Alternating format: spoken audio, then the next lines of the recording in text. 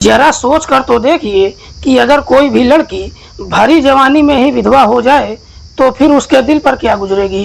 दोस्तों, आज की कहानी एक ऐसी लड़की की है जो शादी कर अपनी एक नई जिंदगी की शुरुआत तो करती है, लेकिन शादी के मात्र 3 महीने के बाद ही एक दिन उसके पति की बड़ी ही बेरहमी तरीके से हत्या कर दी जाती है। लेकिन पुलिस जब इस मामले की जांच पड़ताल करना शुरू करती है तो एक ऐसी सच्चाई निकल कर सामने आती है जिसे सुनने के बाद हर किसी का कलेजा दहल जाता है। वाकई में दोस्तों, आज की जो कहानी है इसे सुनने के बाद आप भी सोचने और समझने पर मजबूर हो जाएंगे। नमस्कार, प्रणाम, मैं आपका भाई, आपका दोस्त अभय और आप देख रहे हैं द कीप क्राइम। दोस्तों, आज की जो सच्ची कहानी मैं आपको सुनाने जा रहा हूँ, ये सच्ची कहानी है महाराष्ट्र प्रदेश के थाने जिले की। थाने का एक इलाका पड़ता है कल्याण, और इसी कल्याण इलाके का रहने वाला है जगदीश सालुके, जिसकी उम्र है लगभग 24 साल के आसपास। जगदीश जो एक प्राइवेट कंपनी में नौकरी करता है।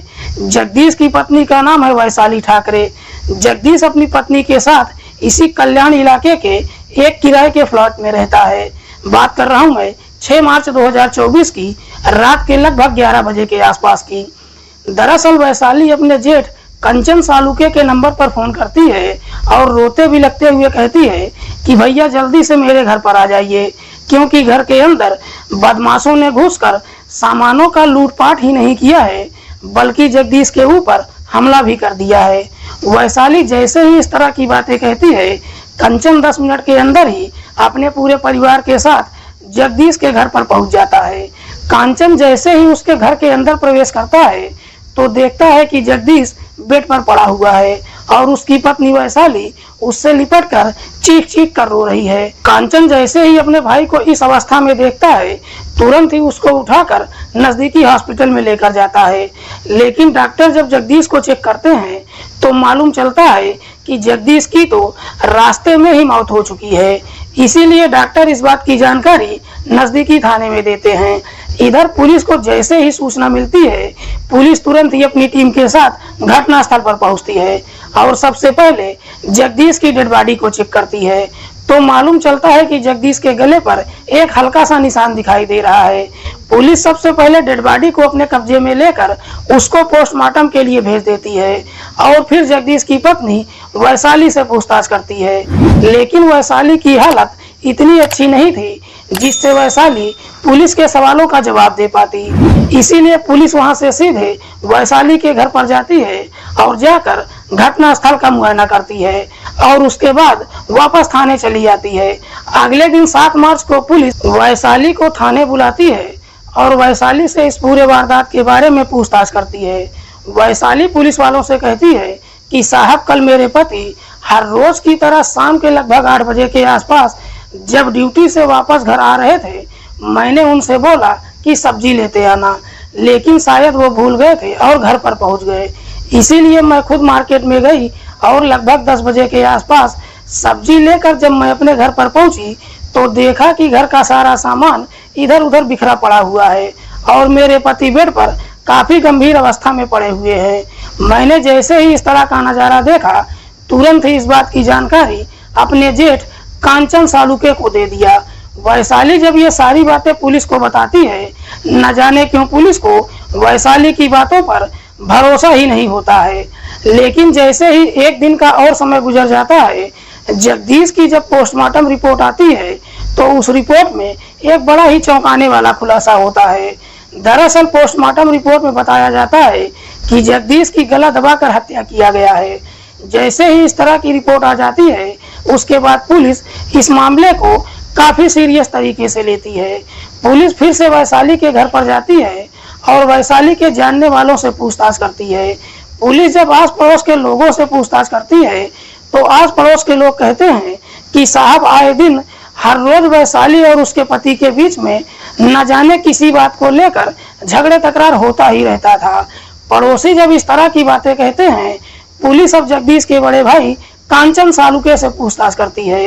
इस पर कांचन सालुके भी पुलिस वालों से कहता है कि हाँ साहब, शादी से पहले मेरा भाई मेरे साथ ही रहता था, लेकिन शादी के बाद जब उसकी पत्नी हर रोज उससे झगड़ा तकरार करने लगी, लगभग 2 महीने पहले ही मेरा भाई अपनी पत्नी को लेकर बगल के किराए के फ्लैट में रहने लगा।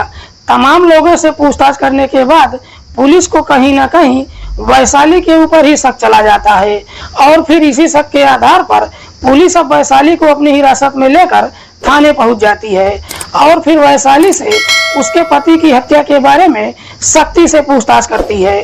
पुलिस जैसे ही अपनी शक्ति दिखाना शुरू करती है और पुलिस वैशाली से जब तरह तरह के सवाल करना शुरू करती है, आखिरकार वैशाली पुलिस के सवालों में उलझ जाती है और फिर मजबूर होकर अपनी सच्चाई कबूल कर लेती है।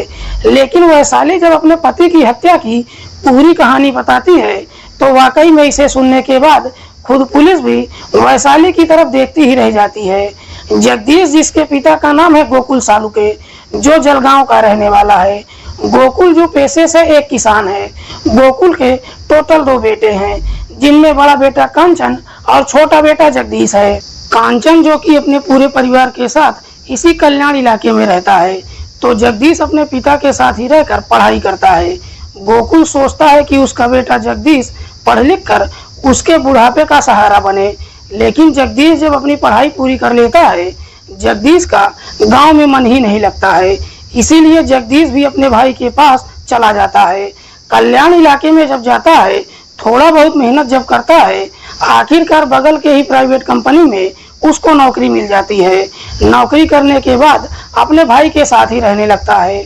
लेकिन जैसे ही इधर जगदीश को नौकरी मिल जाती है, अब जगदीश के परिवार वाले उसकी शादी करने के लिए एक लड़की की तलाश करना शुरू कर देते हैं। जब अपनी थोड़ी सी कोशिश करते हैं, तभी उनको वैशाली के बारे में मालूम चलता है। वैशाली जो उसी के इलाके की रहने वाली है। वैशाली के पिता इस दुनिया को छोड़कर जा चुके हैं। वैशाली जो अपनी माँ और एक बड़े भाई सतीश ठाकरे के साथ रहती है। सतीश भी अपनी बहन की जिम्मेदारी निभाने के लिए अभी तक अपनी शादी नहीं कर पाया है। गोकुल जब वैशाली को देखता है, अपने बेटे के लिए पसंद कर लेता है, लेकिन बावजूद उसके जगदीश और वैशाली की एक दूसरे से मुलाकात भी करवाता है। जगदीश जब वैशाली को देखने के लिए उसके घर पर जाता है, देखकर वैशाली को पसंद कर लेता है। उसके बाद दोनों का ये रिश्ता भी तय हो जाता है। लेकिन वैशाली और जगदीश जैसे ही रिश्ता तय कर लेते हैं, उसके बाद सगाई भी हो जाती है और सगाई होने के बाद दोनों एक दूसरे के साथ घूमने फिरने भी लगते हैं। लगभग 6 महीने का समय गुजर जाता है। तब तक दोनों एक दूसरे को काफी बेहतर तरीके से जान भी जाते हैं। लेकिन जैसे ही 6 महीने का समय गुजर जाता है, आखिरकार 29 दिसंबर 2023 को शादी की तारीख भी रख दी जाती है। जैसे ही शादी की तारीख रख दी जाती है, अब वैशाली एकदम से परेशान हो जाती है। एक दिन वैशाली जब जगदीश से मुलाकात करती है, उसको काफी प्यार से समझाती है। कहती है कि हम दोनों को एक दूसरे के साथ घूमते फिरते हुए लगभग 6 महीने का समय गुजर गया है और इस दरमियान हम दोनों एक दूसरे को बेहतर तरीके से जान भी चुके हैं। इसीलिए मैंने फैसला किया है कि शायद मेरी जिंदगी तुम्हारे साथ नहीं गुजर सकती है। इसीलिए मैं चाहती हूँ कि तुम इस रिश्ते से इनकार कर दे। साथ ही साथ मैं चाहती हूँ कि तुम जाकर अपने परिवार वालों से बात करो और अपने परिवार वालों से कहो कि मैं वैशाली से शादी नहीं करना चाहता हूँ।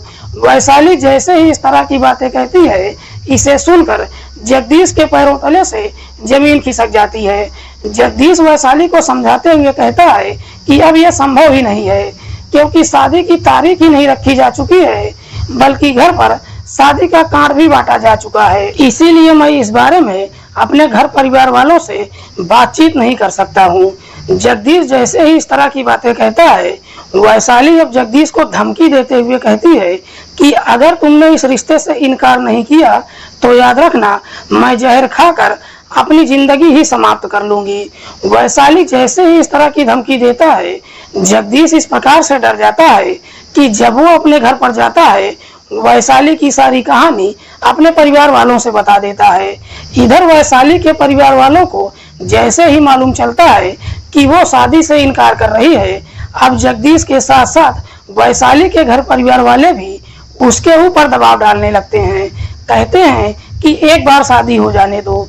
जब दोनों अपनी जिंदगी एक साथ व्यतीत करने लगेंगे, दोनों एक दूसरे को समझने भी लगेंगे। लेकिन वैशाली इसके लिए तैयार ही नहीं होती है।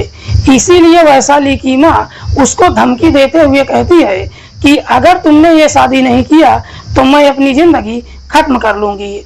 आखिरकार वैशाली अपनी माँ की जिद के सामने मजबूर हो जाती है और इस रिश्ते के लिए हामी भर देती है। वैशाली जोर जबरदस्ती से इस रिश्ते के लिए तैयार तो हो जाती है, लेकिन जब शादी के मात्र 6 दिन ही बाकी थे, वैशाली फिर से एक दिन जगदीश से मुलाकात करती है और उससे कहती है कि अभी भी समय है, कुछ बिगड़ा भी नहीं है, तुम इस रिश्ते से इनकार कर दो। लेकिन इस बार वैशाली जब जगदीश से कहती है, जगदीश भी एकदम से गुस्से में आ जाता है। जगदीश वैशाली से कहता है कि तुम बार बार मुझसे ही क्यों कह रही हो? अगर तुमको ये शादी नहीं करना है तो तुम जाकर खुद ही अपने परिवार वालों से कह दो। जगदीश गुस्से में ही वहां से अपने घर चला जाता है। जगदीश जब वहां से चला जाता है, उसके बाद वैशाली अब ये सोच में पड़ जाती है कि आखिरकार वो ऐसा क्या करे कि उसको जगदीश से शादी न करना पड़े।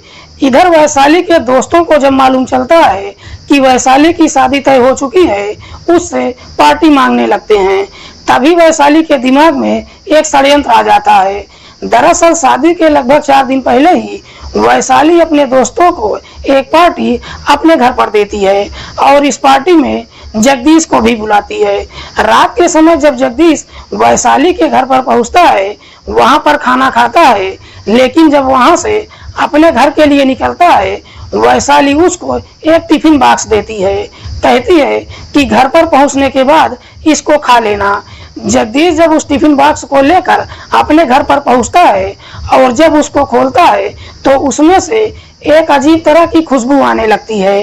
दरअसल जगदीश को पूरा भरोसा हो जाता है कि वैशाली ने इस खाने में जहर मिला दिया है, इसीलिए जगदीश उस खाने को नहीं खाता है। लेकिन जैसे ही 4 दिन का और समय गुजरता है, आखिरकार शादी की तारीख आ जाती है और फिर वैशाली और जगदीश की शादी भी हो जाती है।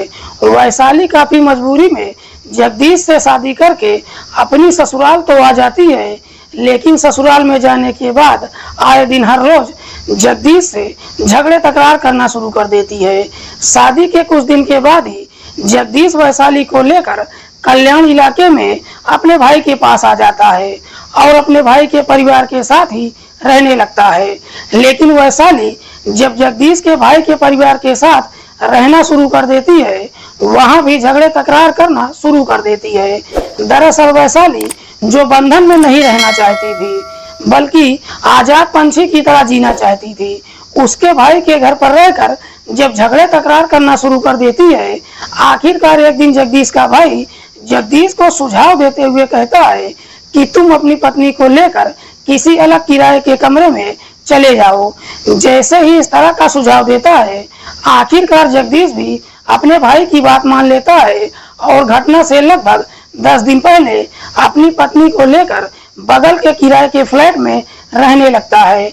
इधर वैशाली जब अपने पति के साथ अकेली रहने लगती है, आजाद पंछी की तरह अपनी जिंदगी जीने लगती है।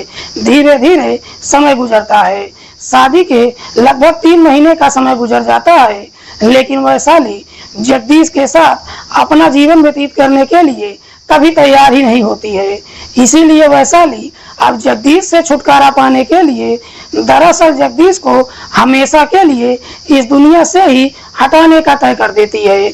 उसके बाद वैशाली अब जगदीश को इस दुनिया से हटाने के लिए एक षड्यंत्र बनाती है और इसी षड्यंत्र के तहत 6 मार्च 2024 को रात के लगभग 8 बजे के आसपास जगदीश जब हर रोज की तरह अपनी ड्यूटी से अपने घर पर पहुंचता है, उसके थोड़ी देर के बाद वैशाली भी अपने घर से बाहर निकल जाती है और मार्केट में जाकर चूहे मारने की कुछ दवा लेकर आती है। और जगदीश जब खाने के लिए बैठता है, वैशाली उसके खाने में उस दवा को मिला देती है। खाना खाने के बाद जगदीश जब अपने बेड पर जाता है, थोड़ी देर के बाद उसके अंदर बेचैनी शुरू हो जाती है। जैसे ही उसके अंदर बेचैनी शुरू हो जाती है, वैशाली को पूरा भरोसा हो जाता है कि दवा ने अपना असर दिखाना शुरू कर दिया है। इससे पहले कि जगदीश उठकर बाथरूम में जाता, वैशाली बेड पर ही जगदीश का गला दबाने लगती है और आखिरकार उसके गले को तब तक जोर से दबाती है जब तक जगदीश की मौत नहीं हो जाती है। जगदीश जैसे ही इस दुनिया को छोड़कर चला जाता है, उसके बाद वैशाली अपने षड्यंत्र के तहत रात के लगभग 11 बजे के आसपास जगदीश के बड़े भाई कांचन के नंबर पर फोन करती है और अपने जेब से झूठ बोलती है। कहती है कि घर में कुछ बदमाश घुस आए थे, उन्होंने घर का सारा सामान लूटा ही नहीं है बल्कि जगदीश के ऊपर हमला भी कर दिया है। वाकई में वैशाली जब ये पूरी कहानी पुलिस वालों को बताती है, पुलिस कांचन की तहरीर पर वैशाली को अपनी हिरासत में लेती है। फिलहाल पुलिस ने वैशाली को अपनी हिरासत में लेकर उस पर गंभीर धाराओं में मुकदमा दर्ज करके जेल भेज दिया है। दोस्तों, आज की कहानी सुनाने का उद्देश्य किसी को परेशान करना नहीं है, किसी की भावनाओं को आहत करना नहीं है। हमारा उद्देश्य समाज में हो रहे अपराध के प्रति आपको जागरूक करना है। मिलते हैं किसी और सच्ची कहानी के साथ, तब तक के लिए नमस्कार, जय हिंद।